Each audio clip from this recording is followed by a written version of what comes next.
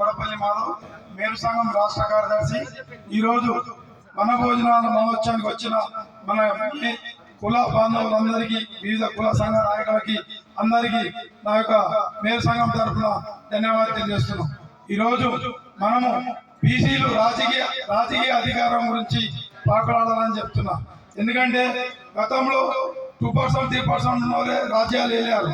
మనం 60% ఉన్నాం. మనం ఎందుకు రాజ్యాలు వెళ్ళదు? మనం 42% రిజర్వేషన్ వచ్చే వరకు పోరాడాలి. గతంలో తెలంగాణ గురించి ఎట్లా పోరాడమో మన బీసీ ఉద్యమం 42% కూడా అంతే పోరాడాలని చెప్పి మన కుల సంఘ నాయకులు తెలియజేస్తున్నా. 42% రిజర్వేషన్ దిశగా బీసీ సంఘాలన్నీ పాటుపడినందుకు అన్ని కుల సంఘాల తరఫున నేను వాళ్ళకి ధన్యవాదాలు చెప్తున్నా. మనకు బీసీ 42 రిజర్వేషన్ రావాలంటే గతంలో తమిళనాడులో 60% రిజర్వేషన్ వచ్చింది.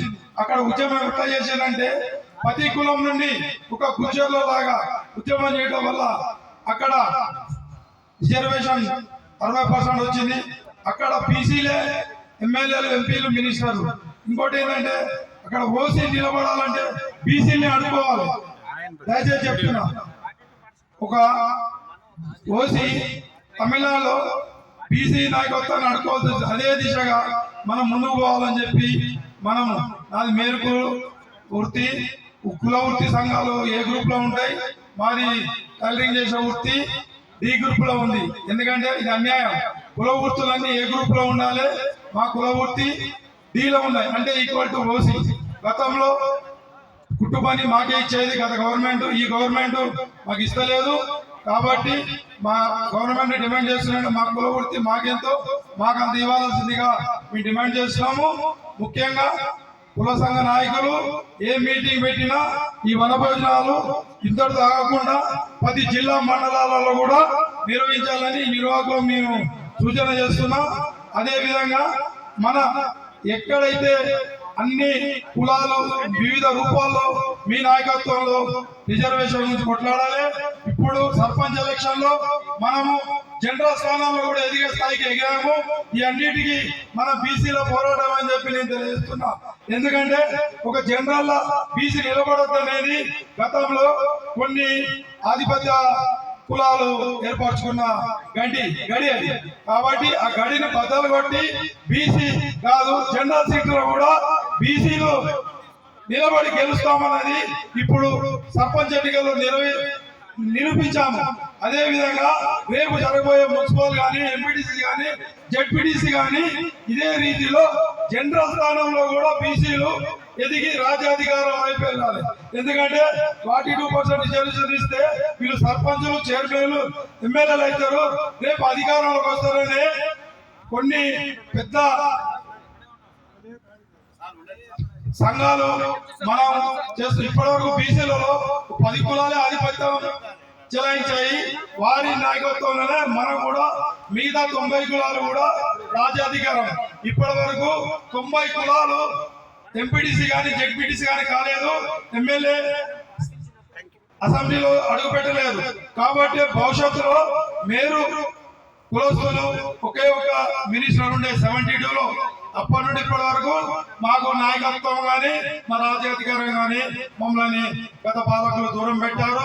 ఎంత కుదరదు. బీసీలు ఏకమైనరు, మన భోజనాలతో పాటు రాజ్యాధికారం పంచుకోవడానికి సిద్ధమయ్యారు.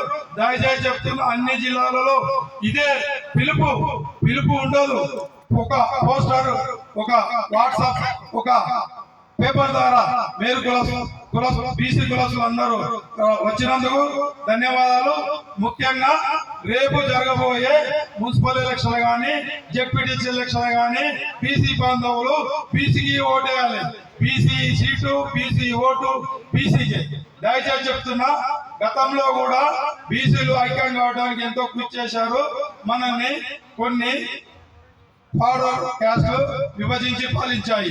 ఎందుకంటే గతంలో బీసీ సెల్ అని ఎస్సీ సెల్ అని మనం విభజించారు. నీది ఆ కులము, నీది ఈ కులము, నీ కులం ఆధిపత్యం ఉంది, ఆ కులమేంద్ర అన్నది అట్లా ఉండొద్దు. బీసీలందరూ ఒకే కులంగా ఒకే గుడి కింద రావాల్సిందిగా ఈ కార్యక్రమం నిర్వహిస్తున్న నిర్వాహకులకు ముఖ్యంగా మా మేలు సంఘం తరఫున ధన్యవాదాలు చెప్తున్నాము. ముఖ్యంగా ఏ కార్యక్రమం జరిగినా, ఢిల్లీలో జరిగినా, గల్లీలో జరిగినా మా ఖమ్మం జిల్లాలో నుండి ఎక్కువ వస్తారు. నేను ఖమ్మం జిల్లా వాసిని, ముఖ్యంగా హైదరాబాద్ లో ఉంటున్నా. మా కులవృత్తి సంక్షేమ సంఘానికి అధ్యక్షుడిని.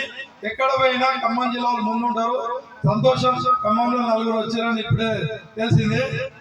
ఖమ్మం ఎక్కడున్నా, ఢిల్లీలో ఉన్నా, గల్లీలో ఉన్నా జనాభా ఎక్కువ ఉంటది. రేపు జరగబోయే ప్రతి బీసీ వనపోతులు కానీ, బీసీ మీటింగ్ కానీ, ఏ మీటింగ్ కానీ ఒక వాట్సాప్ ద్వారా ఒక ఎట్లయితే రాముడు ఒక వారధి కట్టిండో, ఒక ఉడత ఏమనుకుంటది, ఉడత భక్తిగా నేను చిన్నదాన్ని కదా ఏం చేస్తాను కాకుండా ఉడత పోయి ఒక ఉష్కల బుర్లాడి మళ్ళీ వచ్చి నీళ్ళల్లో పడుతుంది. అట్లా ఉష్కని కొద్దిగా నీళ్లు తగ్గడానికి ట్రై చేసింది. అట్లే మన బీసీ వానర్లు రేపు రాజ్యాధికారం పట్టుకుపోయే దిశగా ముందుకు పోవాలని నేను కోరుతున్నాను. జై బీసీ.